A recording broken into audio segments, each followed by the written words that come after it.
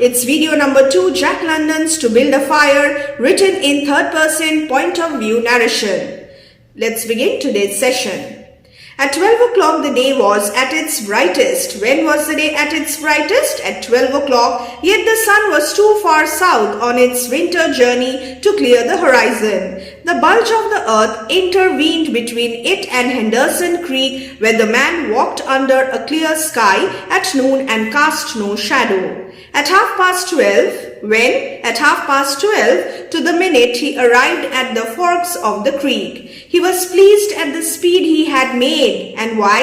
If he kept it up, he would certainly be with the boys by 6. There would be no delay. He unbuttoned his jacket and shirt and drew forth his lunch. The action consumed no more than a quarter of a minute, yet in that brief moment the numbness had laid hold of the exposed fingers. Numbness is very significant. What does this signify? In that brief moment the numbness laid hold of the exposed fingers. Again, it's the severity of winter, the extreme adverse weather conditions. Even a brief moment of exposure meant numbness. It was so cold out there. He did not put the mitten on. And what is the meaning of mitten? It is a covering for the hand that has a separate part for the thumb only, but instead struck the fingers a dozen sharp smashes against his leg. Then he sat down on a snow-covered log to eat. Where did he sit down? He sat down on a snow-covered log to eat. The sting that followed upon the striking of his fingers against his leg ceased, stopped so quickly that he was startled, he was surprised. He had no chance to take a bite of biscuit. He struck the fingers repeatedly and returned them to the mitten, barring the other hand for the purpose of eating. He tried to take a mouthful. He made an attempt, but he was not successful. Why? But the ice muzzle prevented. He had forgotten to build a fire and thaw out.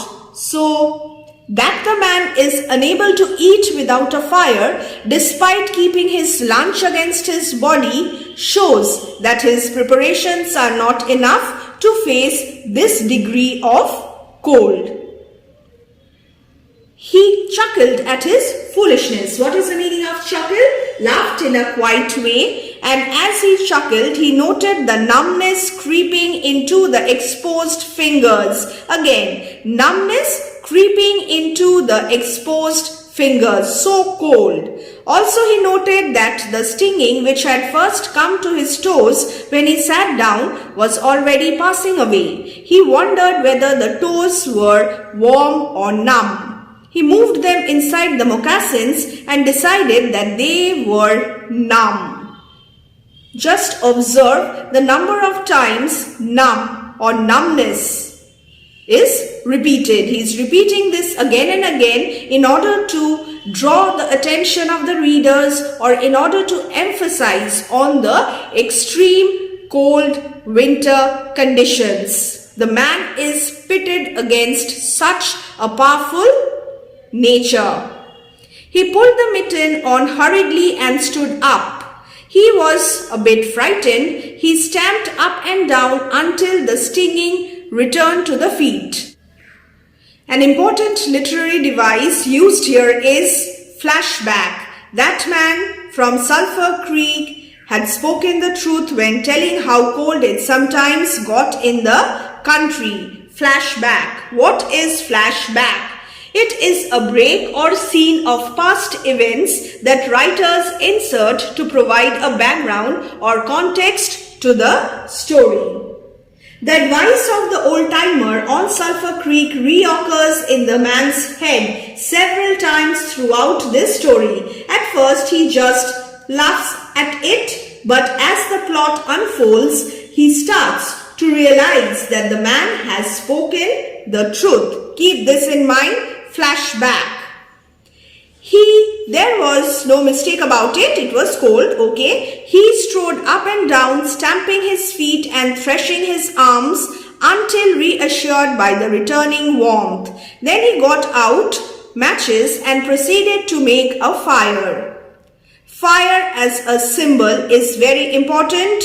From the undergrowth where high water of the previous spring had lodged a supply of seasoned twigs, he got his firewood. He was resourceful and therefore he managed to get his firewood. Working carefully, he was competent. From a small beginning, he soon had a roaring fire. So what kind of fire?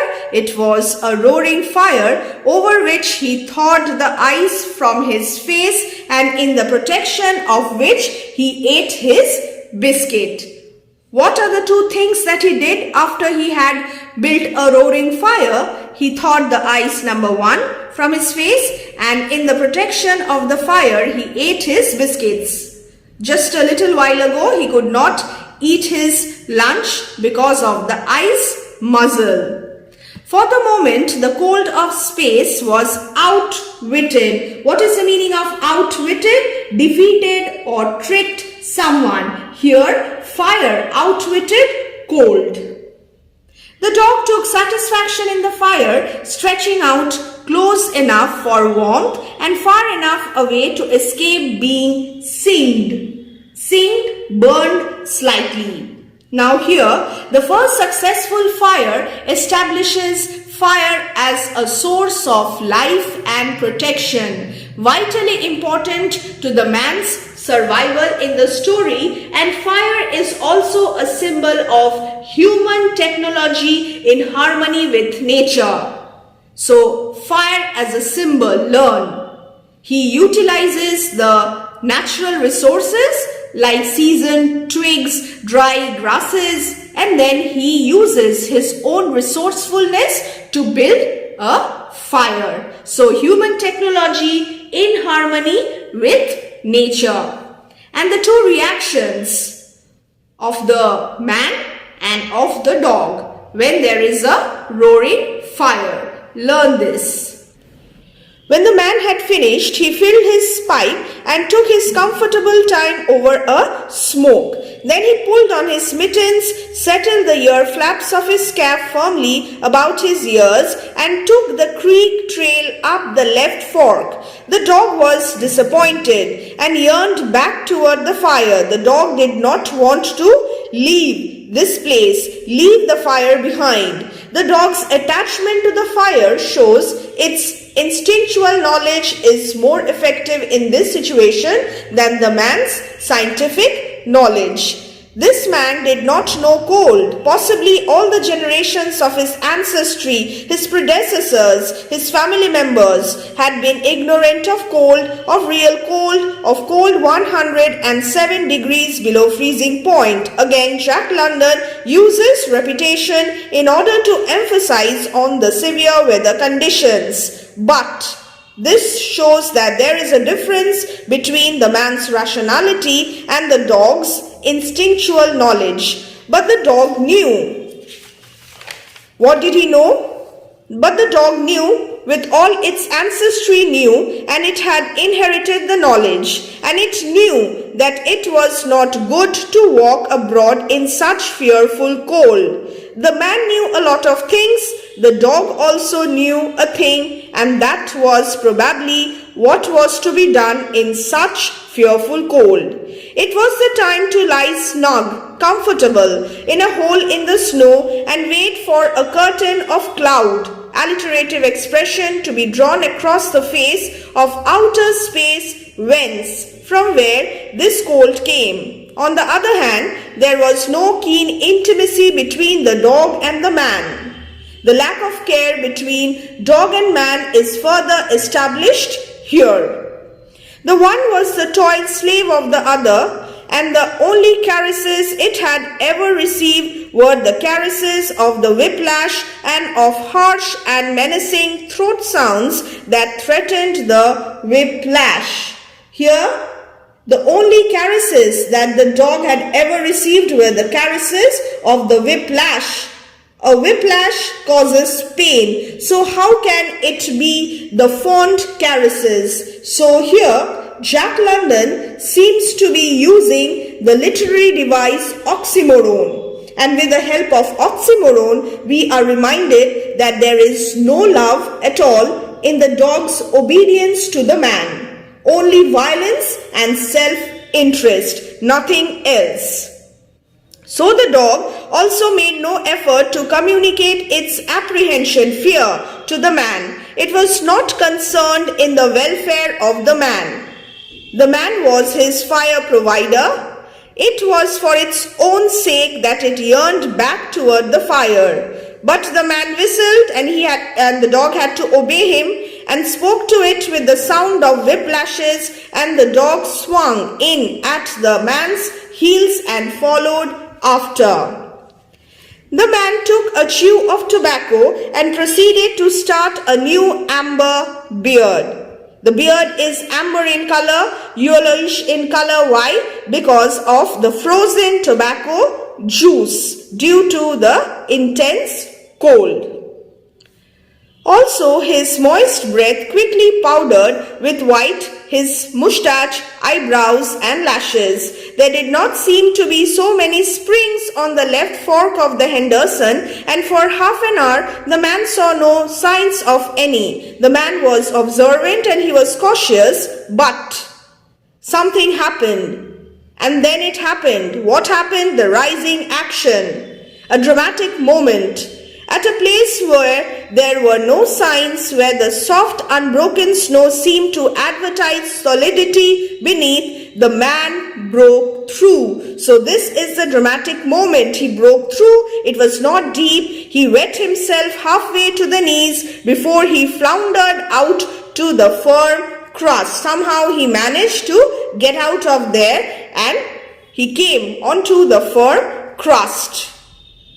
So this accident is a dramatic moment in the story, as both man and reader seem to fully realize the consequences. The stakes of building a fire are now much higher. The fire is literally the only chance he has at survival. He was angry and cursed his luck aloud. Why? Because of the accident. And because of that accident, he had hoped to get into camp with the boys at 6 o'clock, and this would delay him an hour. Accident resulting in delay, for he would have to build a fire and dry out his footgear. This was imperative, essential. At that low temperature, he knew that much, and he turned aside to the bank, which he climbed. On top, tangled in the underbrush about the trunks of several small spruce trees, was a high water deposit of dry firewood, the things necessary in order to build a fire. Sticks, twigs, principally, but also larger portions of seasoned branches and fine dry last year's grasses. He threw down several large pieces on top of the snow, and the man was really resourceful, competent, and he took all steps to ensure that a fire was built successfully. This served for a foundation and prevented the young flame from drowning itself in the snow it otherwise would melt. The flame he got by touching a match to a small shred of birch bark that he took from his pocket. This burned even more readily than paper. Placing it on the foundation, he fed the young flame with wisps of dry grass and with the tiniest dry twigs. We marvel at the way the man is trying to build the fire. This is human technology in harmony with nature, and fire is thus such an important symbol in this story. He worked slowly and carefully, keenly aware of his danger. Gradually, as the flame grew stronger, he increased the size of the twigs with which he fed it. He squatted in the snow, pulling the twigs out from their entanglement in the brush and feeding directly to the flame. He knew there must be no failure. When it is 75 below zero, a man must not fail in his first attempt to build a fire. That is, if his feet are wet. If his feet are dry and he fails, he can run along the trail for half a mile and restore his circulation, blood circulation, but the circulation of wet and freezing feet cannot be restored by running when it is 75 below. No matter how fast he runs, the wet feet will freeze the harder. So he is cautious, he is careful in building the fire. All this the man knew. The old-timer on Sulphur Creek had told him about it the previous fall, and now he was appreciating the advice. So initially he had laughed at the advice, and now here he is appreciating the advice. Previous fall, autumn. Already all sensation had gone out of his feet. To build the fire, he had been forced to remove his mittens, and the fingers had quickly gone numb. His pace of 4 miles an hour had kept his heart pumping blood to the surface of his body and to all the extremities. But the instant he stopped, the action of the pump eased down, slowed down. The cold of space smote the unprotected tip of the planet, and he, being on that unprotected tip, received the full force of the blow, received the full force of the cold winter. He was feeling the impact of the intense cold weather condition. The blood of his body recoiled before it. Personification, as if the blood had life. Personification. The blood of his body recoiled before it. The blood was alive like the dog. Again, a simile. So, an example of personification, an example of simile. And like the dog, it wanted to hide away and cover itself up from the fearful cold. Now this is interesting. In describing the man's blood as living and comparing his blood and its reaction to the cold to the dog's similar reaction to the cold, the story shows that the man is physically still a part of nature. His blood works instinctively, even if he overpowers this instinctual knowledge with his rationality, with his practical mind. So, here, personification and simile.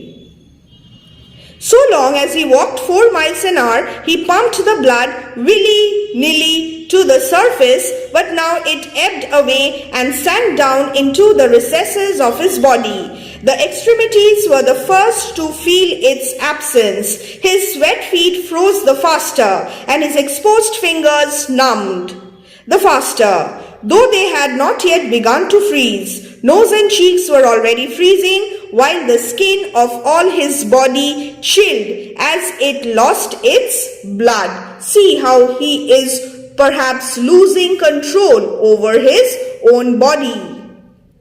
But he was safe. Toes and nose and cheeks would be only touched by the frost, for the fire was beginning to burn, so there was still hope for survival. The fire was beginning to burn with strength. He was feeding it with twigs the size of his finger. In another minute he would be able to feed it with branches the size of his wrist, and then he could remove his wet footgear, and while it dried he could keep his naked feet warm by the fire, rubbing them at first, of course, with snow. The fire was a success. As a result of the successful fire, he was safe. And again, a flashback. He remembered the advice of the old-timer on Sulphur Creek and smiled. The old-timer had been very serious in laying down the law that no man must travel alone in the Klondike after 50 below. Well, here he had the accident, he was alone, and he had saved himself.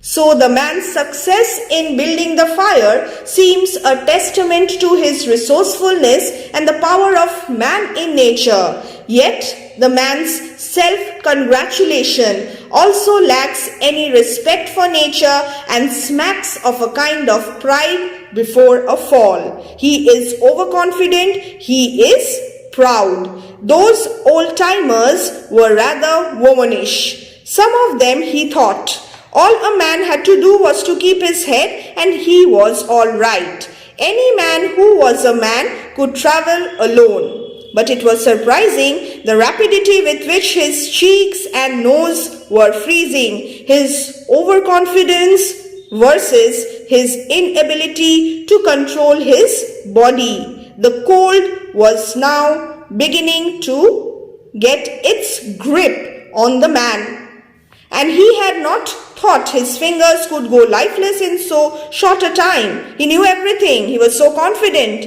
Yet there were things beyond his comprehension, beyond his knowledge.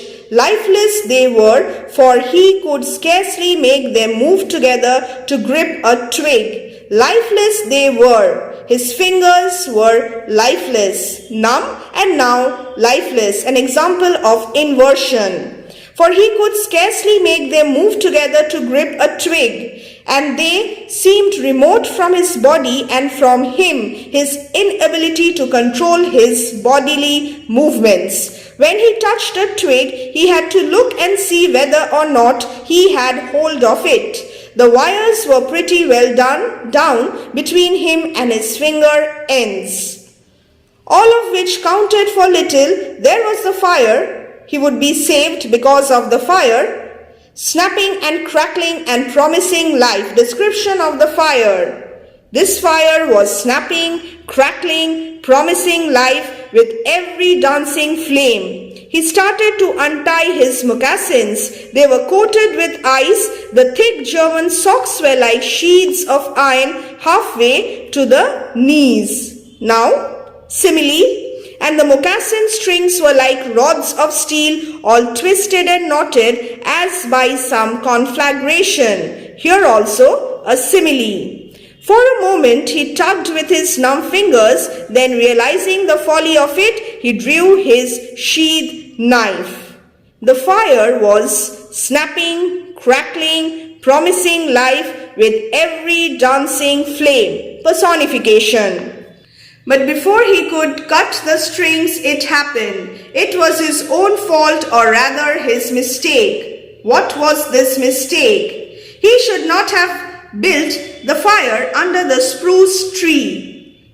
In the edition that I followed, it was mentioned as pine tree, but here, according to the Eco's Evergreen edition, it is spruce tree. So pay attention. You will also learn spruce tree instead of pine tree. He should have built it in the open, but it had been easier to pull the twigs from the brush and drop them directly on the fire. Now the tree under which he had done this carried a weight of snow on its boughs. No wind had blown for weeks, and each bough was fully frightened.